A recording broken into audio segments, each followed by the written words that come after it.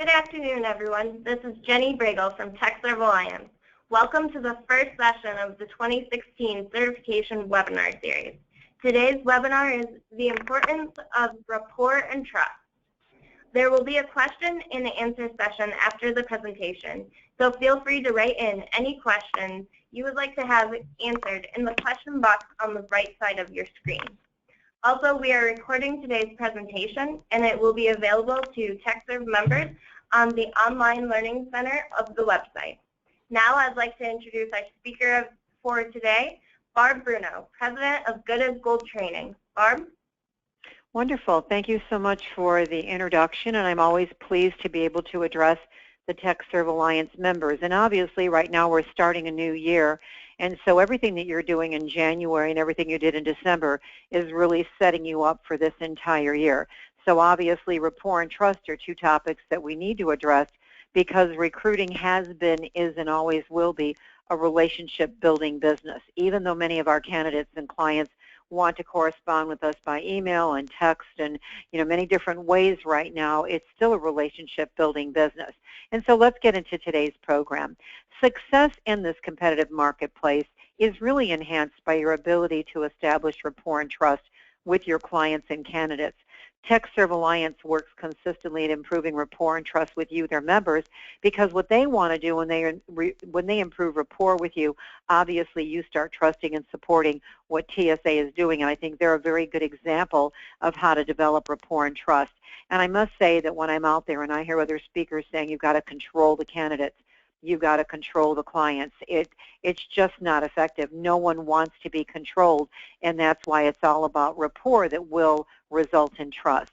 Today's webinar, we're going to basically address four main areas: how certification has improved rapport and trust with the TSA members, why candidate and client control is not effective, how do you improve client rapport and trust, and how do you improve candidate rapport and trust. So let's start out with how certification has improved rapport and trust with the TechServe Alliance members. When an individual recruiter, account executive, manager, or owner earns their certification, they have accomplished the following. Number one, they've learned best practices. Number two, they understand industry practices. Number three, they now know the employment laws, and they're adhering, number four, to a strict code of ethics. When a TSA member is looking for a split partner or wants to refer a client to someone who specializes in a specific position or industry, there is an automatic level of trust when you're referring somebody to an individual who has earned their certification because they're working under the same code of ethics that you are and the same knowledge base. Certifications are highly recognized in the IT and engineering professions, and soon it will be the client who will be seeking out individuals in our profession who are certified. And I know that's starting to happen where, TSA is starting to get calls from clients asking which one of your members are certified. And that's when a certification program really becomes valuable because it's a great differentiator. Now, let's explain why candidate and client control is not effective. It's interesting. When I first went into this profession, I was taught that you must have client control, you must have candidate control. And I kept thinking to myself, when somebody tried to control me in my life, I always went the opposite direction. Any of those of you that are parents, if you try to control your kids, especially teenagers, they will absolutely revolt and go the opposite direction. And so I decided for this call to look up the definition of what control really is. And the definition of control is having power over or being in command of a person or situation. And I basically cringe every time I hear someone suggest that you develop candidate and client control. Because think of what happens. Think for a moment about the last time somebody actually tried to control you. Think of what happens when you try to control somebody else. The outcome is normally not very positive. It is much better to develop candidate and client rapport based on trust. And see, rapport is something you have to work at. Trust is something you have to earn.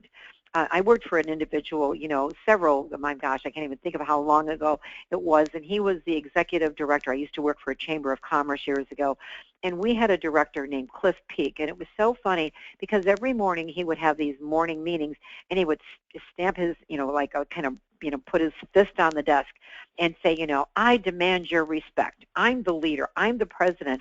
And he'd walk out of the room and everybody would just bust out laughing because he wasn't a good leader, and he was demanding trust, which is not something you can do. It is better to develop, again, the rapport based on trust, because your goal really is to become a lifetime agent for the talent you represent and a trusted advisor for your clients. And candidates and clients, just like your significant others, need to be nurtured. And I want you to think about this a minute. Think about those contractors or consultants that you've put out there on assignment, and then 3 months before their contract is over, you call them because you want to put them out on something else, and they've already got something else lined up. Or how many of your contractors are not finishing their contracts now because they hear about a better deal from somebody who's contracting for another firm, and they decide to just leave because they've got a better deal, or they feel that these other contractors are being treated better. When you put a contractor out on a job, they're your responsibility. You've got to align them. They've got to feel that you really care about them. They've got to know that you're nurturing them. You can't put me on a job and not talk to me where the only connection I have is with payroll, and then 3 months before I'm leaving, you call me and tell me how much you care about me. I'm not feeling that because you didn't nurture me. And I think clients, it's the same thing. I speak in front of a tremendous amount of talent acquisition people, and what they tell me the same thing. The reason they start using somebody else is they don't feel we care about them. They feel that we're taking their business for granted. It's no different than any other type of relationship. That's why I like to compare it to your significant other. If divorce courts are full of people that stop communicating and stop nurturing each other.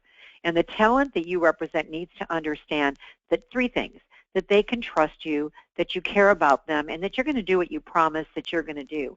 In fact, when you look at these 3 things, trust, care, do, this is what every person you have a relationship wants. This is your spouse, these are your friends, these are your kids, these are your family members.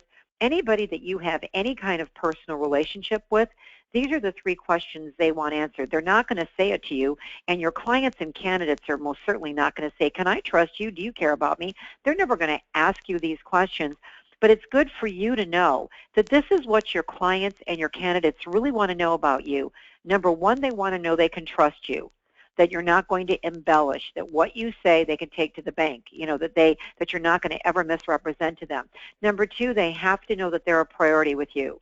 If you place people and I'm a hiring authority and you never call me to ask me how the people are doing, I don't think you care about me, because you're making money off of me, and how I'm viewing you now is that you view me as somebody who's generating money for you. If you want to show me that you care, then you've got to call me and ask if your contractors or consultants are doing well. You've got to call me and ask how things are going. What are my challenges going to be? You've got to be my sounding board.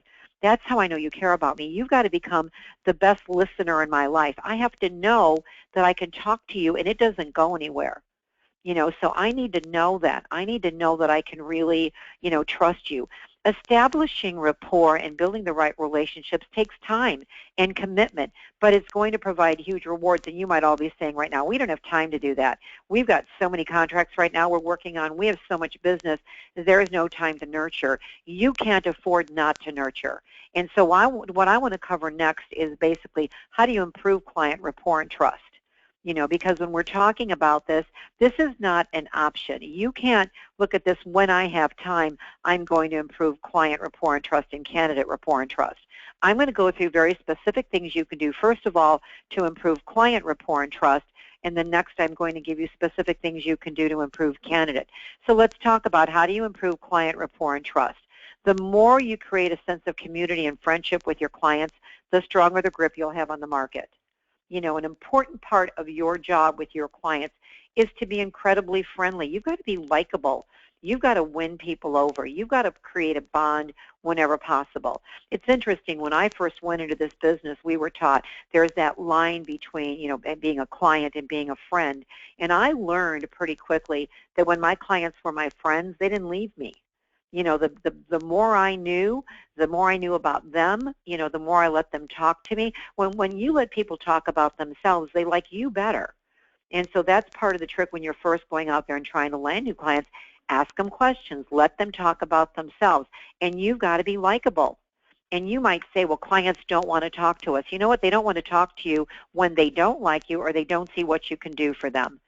You know, most people don't have anybody that listens to them. They don't have anybody as a sounding board because, you know, companies are so flat right now. There's really nobody that they can talk to. If you become that person, that's when they'll give you more business. That's when they'll refer other clients. That's when you know that you've really done your job in, you know, establishing rapport and trust. Your clients must feel that you are an expert. You know, they've got to know that you are an expert in the field. They've got to know that you're more knowledgeable than your competition. You've got to provide information that helps them succeed, which builds trust and respect. I have to say something to you. If any of you attended the TSA conference in Palm Springs last year, that was one of the most phenomenal conferences I have ever attended. And yes, I spoke a lot. I mean, I gave a whole day of prep training for certification. I did breakouts. You know, I did a roundtable, you know, I was all over the place, but when I wasn't training, I was attending sessions. And the reason I do that is because you can always improve. You know, you can always learn new things. And I'm telling you that I was amazed at that conference at everything the TSA does for their members. And when you came back from that conference, did you share information with your clients?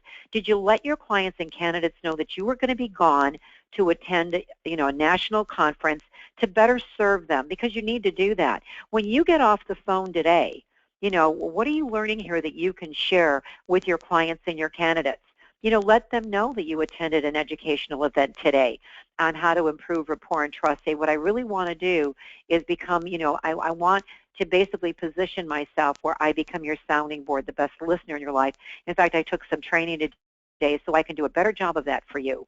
You know, you want to help to influence decisions they're making in their business. Or, you know, because understand something, again, they're making decisions and they can't talk to their peers because they're probably competing for the same promotions. They can't talk to people they supervise. That's not appropriate. And often people don't want to go to their supervisors because they don't want to be judged. They know if you position yourself as that workplace expert, and you might say, you know, Barb, I'm not a workplace expert. Of course you are. If you're interacting with clients day in, you know, day in and day out, you know more about what's going on in your niche, in your field, in your geographic area than they do because you're talking to different decision makers all day long. You've got to be open to be called by them for input or advice. And you've always got to go above and beyond their expectations to help them succeed. It was interesting because I worked late last night because I was actually working on a project, and I got a call from one of my clients on my cell phone, and I'm thinking, uh-oh, we've got somebody out there for an interview. Did they not show up? Like, why is he calling me on my cell phone? You know, and it was interesting because our candidate was still there being interviewed when the client called me on the cell phone, and he had a dilemma because he found a skill set that our candidate had, and he was working on a specific job for one of his hiring authorities, and after the interview, he wanted to present him to somebody else, and he was conflicted. He goes, what do I do? Because I'm working on this opening, but we had a new job just come in today, and your candidate is so good for that job. And I said, why not send him to both? See where the candidate is the most interest. See where the chemistry clicks. You know, it's not just about the specs on the job. Let them know you're going to present this candidate to both of them. Let them compete for the talent. Because, you know, you might think he's a better match for the new job. He might not like that supervisor. They might not click. He might not fit in with the personalities and the company culture of that department. And the employer was so grateful. He was like, I would have never thought of that, Barb. I was thinking I had to make a choice. And like you're saying, it has a lot to do with who are they going to click with. What department will they be best for? You've got to be that person, and you've always got to think is what is in the best interest of your client when you're answering their questions. Of course you want to make the fills and placements, but you've always got to have that outside-in way of thinking. See your business through the eyes of the clients you represent. See your business through the eyes of the candidates. I'm going to get to the candidates next. Right now we're discussing clients.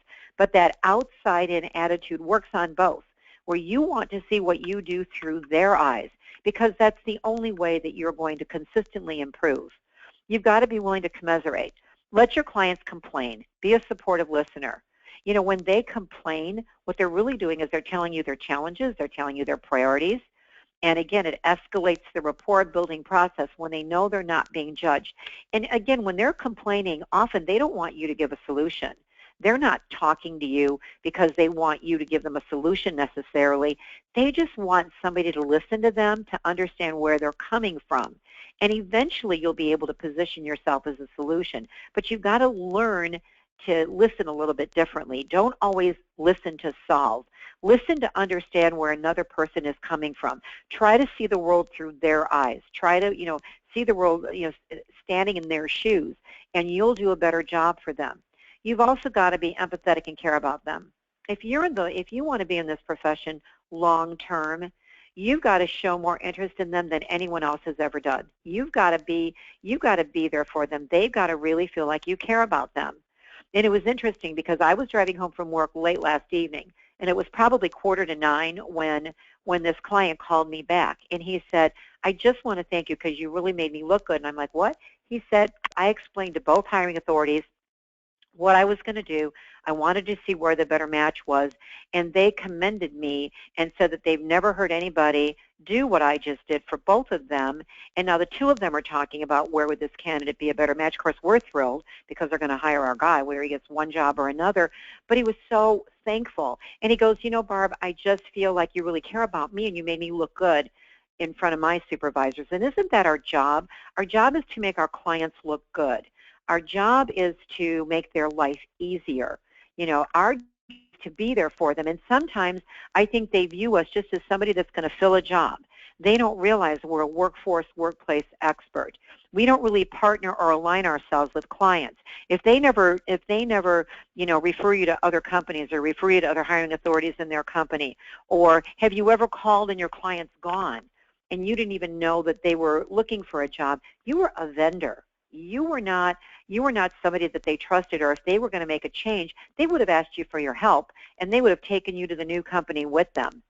And so that brings me up to something else that is not on today's program, but it's also a reality in today's job market that all of you in client development have to realize. You've got to have 2 or 3 contacts at every client because our clients are leaving much faster than they've ever left before. I used to have the same client for 20 years. Now we're lucky if a client stays put for 3 years. So make sure that one of the first things you do this year is get 2 or 3 contacts with every client. You don't want to lose a company when you lose your contact. You want that contact to take you with them, and you want to have an established relationship with multiple people that know that you're empathetic, know you care about them, know you do a great job, so if your contact leaves, you don't lose the client. Mirror. If you match your tone and body language to your prospects, they're going to make a subconscious connection that you are like them. Again, there's different types of people. There's audio, visual, kinesthetic. I'm very visual, and most people in our profession I find are very visual. I will say things like, I can see what you mean because I visualize everything. If somebody keeps saying, I hear what you're saying, they're more audio. Kinesthetic people are very deliberate. They talk much slower. They're much more analytical.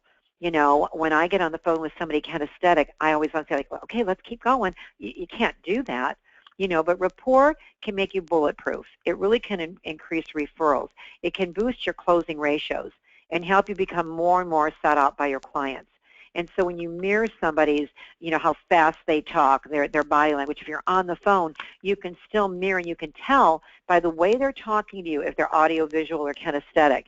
And, often I will have to, I'm listening, to see what they are, and then I'm trying to mirror their style because my style is pretty quick, pretty fast-paced, and I'm very visual. That doesn't mean everybody else is. I would drive kinesthetic people crazy if I treated them the way I'd want to be treated. They wouldn't like me. And, our clients have to like us. We don't have to love them, but they have to love us. You've also got to consistently upgrade your clients. Throughout your career, it's important to upgrade your IT and engineering clients so you're representing your candidates, the companies your candidates have identified as most desirable. With new prospects, it's so important not to make marketing presentations prematurely. In real estate, I came out of real estate, and so for the 10 years I was in real estate, it was all about location, location, location. I knew that's what I had to focus on. But, in client development, it's all about timing. It's timing, timing, timing. Sometimes we sell too soon. They have no respect for us. We haven't positioned ourselves or differentiated ourselves. We haven't determined what's most important to them, and we're selling too fast. And so you've got to be very aware of timing when you're doing client development. You should have a client development process. Like we have a 10-step process that I teach in my training programs just because it takes 6 times for them to hear your name before they even know who you are and what you do. So, client development is not the instant gratification that recruiting can be. It is a relationship building process. And you've also got to determine up front what's most important to each prospect. It can't be one size fits all. Our profession, again, has always been a relationship-building business. People do business with people they trust, they like, and who provides them with the needed product or services. There is no relationship, there's no trust established during your initial contact to a prospect, nothing. There's nothing. You're a stranger that they don't know or trust. You need to differentiate yourself from your competition and become a very astute listener. We're great talkers. When I was at the TSA conference, I could walk in a room and it was so easy to network, whether it was at the Career Builder or Monster parties or it was at a lunch or a breakout. People in our profession were pretty gabby. We love to talk, we love to network, but sometimes we're not good listeners. And in client development, God gave you 2 ears and 1 mouth for a reason. You've got to be a much better listener than you are talker, because then you're determining what's most important to the people that you're representing. Value-created selling is also very effective when you can help your clients determine what talent they need in the future, in order to attain the goals and objectives that they've set for their company in their future. You've got to, again, position yourself as that expert, on IT and engineering, workforce, workplace issues, because, again, that will help you elevate your client relationship from vendor to a trusted advisor or even a consultant, and then hopefully down the road, friend. Client development is exactly that. It's a process. It takes time to cultivate. A client relationship must always be about what's in it for me of your client, seeing your service through their eyes, that outside-in approach, functioning as their confidant and sounding board, proactively anticipating their future needs or problems, keeping them informed of trends. You learned many trends at the TSA conference. And by the way, if you're not planning, if you haven't planned to go, any owners and managers I have on the phone, you really need to look at the TSA conference in Amelia Island, Florida, because they're just now starting to put everything together. And I'm telling you, it's going to be another amazing event. And so, if you do have an opportunity to attend the conference, you want to do that. You want to inform them of activities of their competition. You not only have to keep track of your clients, you've got to know what their competition is doing and share that information. They'll be grateful. Your clients expect you to make their life easier. They want you to make them look good. They also expect you to provide them with results, but they know you're not going to fill every contract or assignment they give you. You're not going to fill every job they give you. But when you form a trusting client relationship, they will take you with them wherever they go, because now they value your advice, services, and they value your friendship. So I do think it has to get to that friendship level. Now let's flip over to the candidates, because you have to improve candidate rapport and trust. There are 10 times when you solidify rapport and trust and loyalty. And these are the basically, I'm laughing because I say there's 10 times and I think I listed 11 things. It's the initial conversation. It's the interviewing process.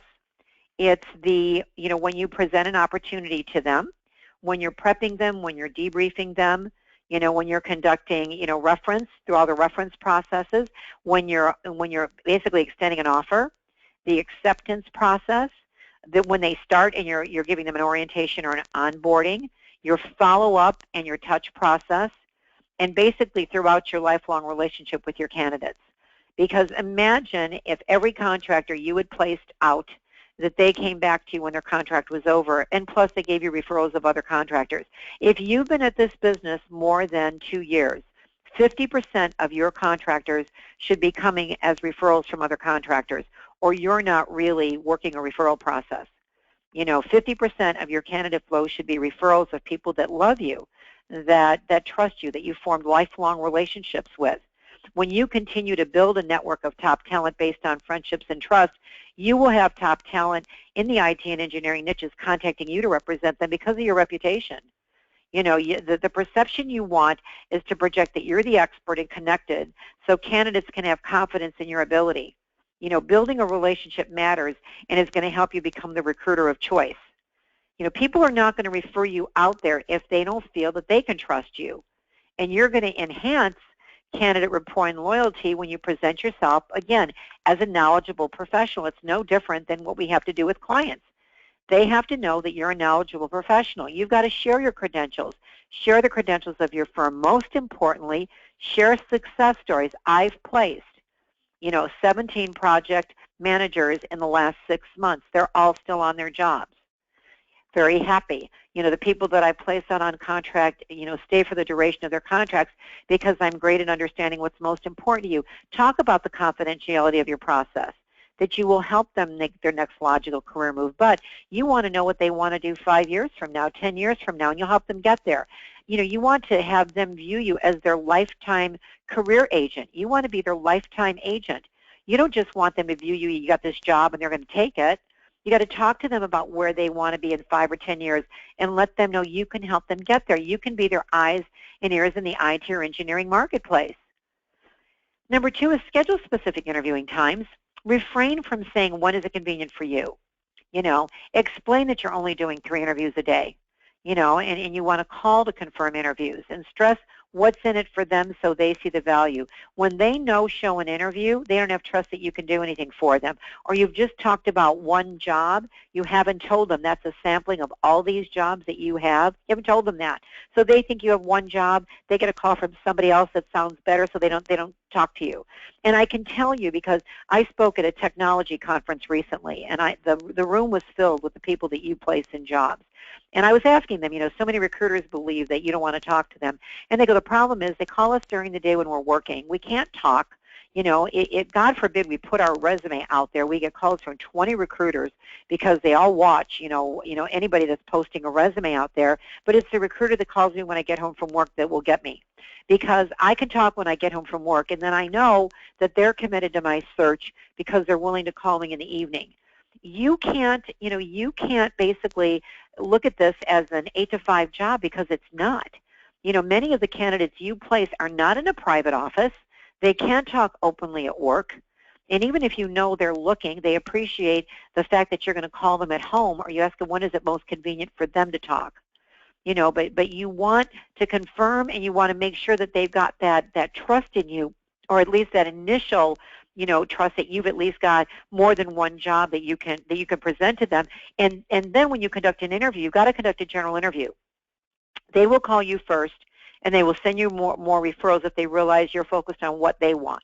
When you focus on what's most important to them, what's in it for me of your candidates, they will sense it. It's critical, excuse me, to conduct a general interview so you understand what's really important to this person. If you're interviewing them for a specific job, you've slanted every question you've asked them because you want to send them on the job. Okay, and you can't assume that because they're doing something right now in their job that they want to do it in the next job. In fact, you might say, these people don't want to talk to us. They'll barely send us their resume. And many of them won't even fill out an application form at the client. I know many client companies are just using their LinkedIn profile as their application form, because they need these IT people. They don't want to fill out the paperwork. But if they see the what's in it for me, when you say, I don't want to assume your resume or your CV shows me your past and your present. It doesn't show me what you want to do next.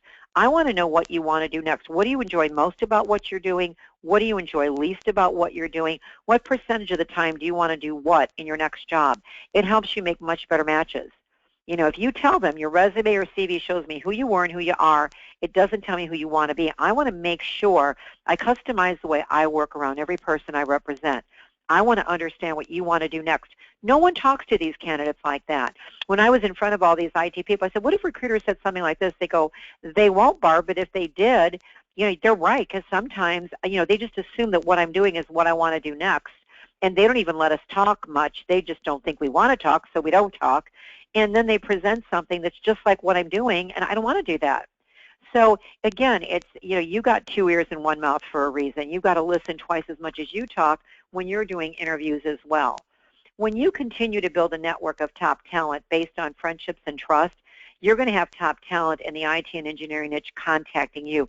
And that's when it gets to be fun, where all of a sudden you're getting all of these calls in and you're wondering why. It's because your LinkedIn profile says what you do. Your reputation says what you do. You've got testimonials from either clients or candidates under your email signature line. So when you send an email to somebody, they're reading testimonials from people you've placed in jobs, or they're reading testimonials from clients that have hired from you. You know, when you get known for doing certain things, just saying you're an IT or engineering recruiter or account executive doesn't really tell me what you're doing. What specific types of positions do you work on? You know, who are you really? Because when you get an identity, when you're known for doing certain things, that's when candidates start tracking you down. That's when clients start tracking you down. And that's really when it becomes fun, because now you've become that recruiter of choice. Now your name is out there that, hey, if you're looking in this particular area, you want a project management position, this is the go-to gal. You got to call her. You got to call him, because that's what you're noted for. What I want to do now is I want to open the lines for questions. I believe that questions is the most important part of this call, and your questions don't have to be about candidate or client rapport. I do these calls live for TSA because what I want is for all of you to be more successful. And that's why I'm doing these calls every month. And so anything, any problem you're having, any challenge you're having, as you're working your desk, write things down and bring them to these calls. You know, if you don't want me to use your first name, you can either go to the attendee list. If you put the dial-in number, the access code, and the PIN number, and you're on a landline, you can go to the attendee list, and you see that little yellow hand. If you click on that, I can open your lines and you and I can talk. Or you can go down below and you see the word questions. If you click on that plus sign next to the word questions toward the bottom of the control panel on the right, a dialog box opens and you can type in any questions. If you don't want me to use your first name, I'll only use your first name.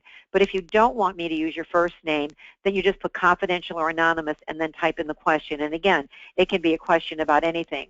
While I'm letting you type in the questions, I would also, like to basically promote the certification program here a little bit, because the training I did this morning is 1/100th of what's in the certification program. I actually authored the study guide for the best practices part of both the account executive and recruiting part of the certification program. I've had owners and managers that have taken the program that loved it. It's not only for your team, it's for leadership as well. There's also a legal section that was written, by Mark Roberts, and we've got, the questions themselves. And Craig Etter, by the way, Craig Etter and Mark Roberts wrote the legal part. And then we had a professional question writer actually author the questions. But we've got industry practices, best practices, and legal, and you're just better. And what I love, when I did this for TSA, I kept saying, if the exam is mostly practical application and I can help people be more successful, I want to be involved in the program. So people that are being certified are making more money. They're more successful. And so it's one thing to have the letters behind your name. It's another thing to be able to implement what you learned so you can be more successful. I have to ask all of you because, of course, last night was the $1 billion lottery. And how many of you bought a ticket? And then you're sitting there going, darn it, I don't live in California. I don't live in Tennessee. I don't live in Florida. I didn't win. And you were fantasizing about all the things you could buy or do or travel. You're your own lottery when you're in our business. You write your own paycheck. Your owner or manager is never going to say, stop selling, stop recruiting, we don't want any more business. They're never going to do that. And the certification program was written and designed to help make all of you more successful. So if you want more information, if you liked my training today, I'm telling you the certification program is for you. And you can contact either Susan Donahoe at the number on the screen, or you can, that email address, certification@TechServeAlliance.org. I noticed some people that are on this call are people that were in my prep class. You're already certified. And I love that you come to these calls. And I want to give you an exciting announcement, because the certification newsletter is going to be sent out starting this month. And I wrote some articles for this newsletter, but what's really important is they want articles from people that are certified. So if you have your CPSR or CPSAE and you'd like to submit an article, there's going to be articles in every newsletter from people that are certified. Please contact the email address you've got here, certification@TechServeAlliance.org, and let them know you'd like to be you'd like to write an article for the newsletter. And guess what? If you're published in that newsletter, you can copy that and you can share that with your candidates and clients. Talk about instant credibility, being published. in a newsletter that's being written by your professional association. So it's also something you can use to market to your candidates and clients. So those of you that are already certified, contact TSA. If you're not certified, I would really strongly recommend that you get yourself certified. And if any of you are a member of your state chapters, I'm more than willing to travel to state chapters to do prep training. So if any of you want prep training for your state chapters, you can basically arrange that by also contacting Susan or the email address that you see in front of you for certification. Okay, this is from Eric. When selling staff augmentation, what is the best way to pitch your services to prospects via phone, email? That's probably a 3-hour training course, Eric, and I will tell you that that there is a tremendous amount of training. When you take that CPSAE exam for account executives, there's scripts, there's overcoming objections. We give you everything you need.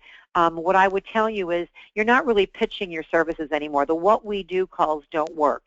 And so the advice I have for you based on your question, Eric, is you don't want to give a pitch, because they don't want to hear what you do, because you might stress things that are not important to them.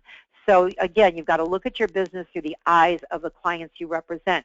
So the what we do calls, the WWD calls don't work.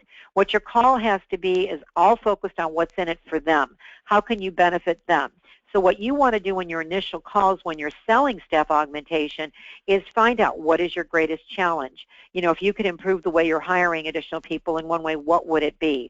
What are the positions that are the hardest for you to fill? You want to find out what's going on with them, what are their biggest problems, what are their biggest challenges.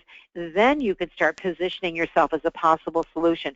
But they hate the calls when we're calling and saying, do you use, third-party recruiters? Would you be interested? Or I've got this person, do you want to hire them? And you know nothing about the company, and they don't even hire the kind of person you're presenting. They want us to be prepared. We should not be making cold calls. We should be making warm, informed calls, because you can do a lot of research during evening hours. I mean, you're online. You've all got smartphones. It's easy to look up a person's profile on LinkedIn. It's easy to get information on their company before you make the call. But stop making the what we do calls. My advice to you would be don't sell too fast. You've got to determine the needs of a person, so then you know how to position yourself. This is from Kelly. I'm currently studying for the recruiter certification exam. Can you talk about if the exam is more situational-based questions, or is it more about definitions, true and false? That is, if you can provide this info. Absolutely, Kelly. I can tell you exactly what it is. It's 100 questions. They're all multiple choice and true and false. There are no trick questions. Every question that's in that exam is printed in the study guide. So what I tell anybody taking the exam is read that study guide once through. Just read it straight through. Then go back, and when you see things stressed, or you see there's like the SMART goals. What does SMART stand for? If I was going to write an exam, that would be an exam question. What are SMART goals? What does the SMART stand for? And if I'm going to give you a multiple choice question on that, I might give you 4 different answers that start with SMART, and you've got to know which one is the one that was in the study guide. So it's not situational at all. It's strictly based on the facts that you learn in the industry practices, the legal guide, and the study guide of best practices for either recruiters or account executives. And we didn't do double negatives. We didn't try to trip you up. We didn't put prepositions that would change the wording of a question. And we're really watching everybody that takes the exam. We track what questions did they get wrong to make sure that there's no question that is tripping everybody up. And we have a pool of questions. So if somebody else in your office took the exam, you might not get the same questions they're getting, because we're trying to protect the integrity of the exam. But it's very cut and dry, Kelly. If you went through the study guide once, you went back and you really studied it, and you looked at, what are the points that we're stressing in that study guide, and then go back a third time and read your notes, you're ready to take the exam. You're ready to take the exam. Let's see. This is, thanks, Barb. I absolutely do ask all of the discovery questions before I try to sell. I was just curious how to present our services when we first make contact with a prospect on the phone to communicate what we do, and ideally set up a sales appointment to sit down and go through the discovery process.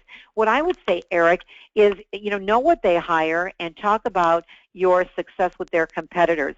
Give them some example of the numbers of people you've placed in jobs in the last 6 months. Because when we talk about how do we differentiate, clients always say that we always say we're different, and they ask us how we're different, and we all say the same thing, and it drives them nuts, that we specialize in their field, that we've got X amount of years of experience, that we do thorough interviewing and reference checking. We're paying you a lot of money. I mean, that's a given. What differentiates you? The differentiator is you, Eric. What do you bring to the table? What does Eric bring to the table? It's your level of commitment, your level of service. Are you there for them? I always say 24/6. I don't say 24/7 because I don't really want to work on Sunday. I have at times, but when I say 24/6, I just got a lot more attention, and people think it's funny. So what is it? And then talk about the track record of success. And that's an easy way. When you're saying, I'd love to sit down and, and basically, and I've learned something else, Eric, that when I'm trying to set up a sales appointment, I'll say, I'd love to set up a time, what type of presentation do you prefer? And they're like, what kind of presentation do I prefer? It kind of confuses them because they don't know how to answer that. And the truth of the matter is it's really a stupid question. But you get them focused on what kind of presentation do you prefer versus will you see me or not? And they go, well, whatever whatever you're most comfortable with. Well, great, what time is best for you? So when you ask them what type of presentation you want, you kind of disarm them, and they start focusing on, what do you mean, what kind of presentation? I don't know. And so then when you get to when would it be most convenient, they almost always set up the sales appointment. So it's an easy way to get that appointment set, just a little trick. Okay, let me see if there's any hands being raised. I see no more questions. These were great questions, everybody. Let's see. Okay, I've got another question from Becky. How much time does it take to study for certification? If you sign up for certification within 90 days, you should be able to sign up, get the study materials, read the study materials, and take the exam. I've seen people do it in 30 days. But I'm assuming you're working a busy desk, that you're not going to sit down and read the study guide right through. But you could do it in 30 to 45 days. But it should not take more than 90 days because then you're procrastinating.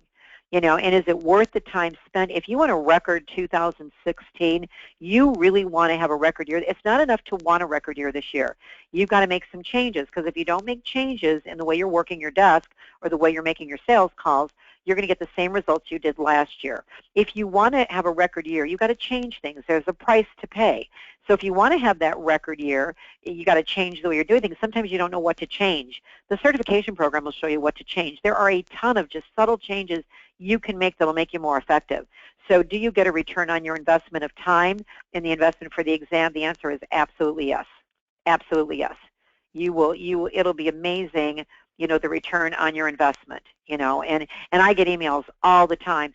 Over the new year, I had so many emails from people thanking me, for what they were able to achieve last year as a result of the study guide and training that we provided as part of the certification program, because this is all about making you more successful. But you can't do things the same way. Don't go out and buy a lottery ticket. You are your own lottery.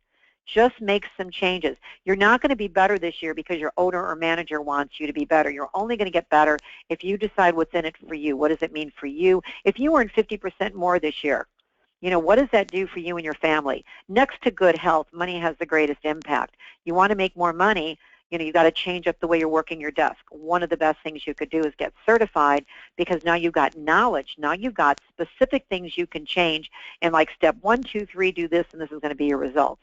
So I feel very strongly, and we've seen the results now. People that are going through the certification program are experiencing nice leaps in their sales, which, of course, we love to see that, because that was the intention of this program. And also, certification is a differentiator when you're out there making sales calls. If I say I'm certified, and I've got the highest professional designation, that's how committed I am to my profession. That's also another differentiator. You list your initials on your LinkedIn profile. There's news releases, and there's all kinds of ways you can market yourself when you're certified.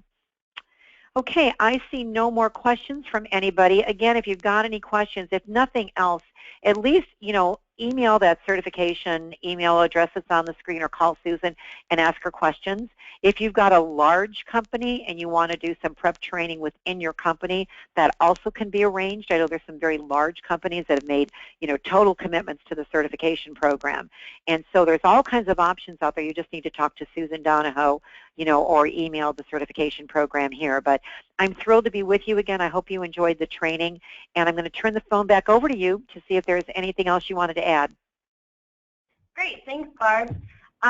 So the one thing I want to add is that our next certification webinar series will be the Only Certainty is Change. And that date is going to be Thursday, February 4th, 2016 at 12:30 p.m. Eastern Time. This webinar is going to cover the changes implemented to make our certification program the best, how you can predict and anticipate trends, what it takes to become a change agent, and changes and updates in our certification program. And Barb, I believe you actually helped make the changes and updates that we are going to be instituting into our certification program.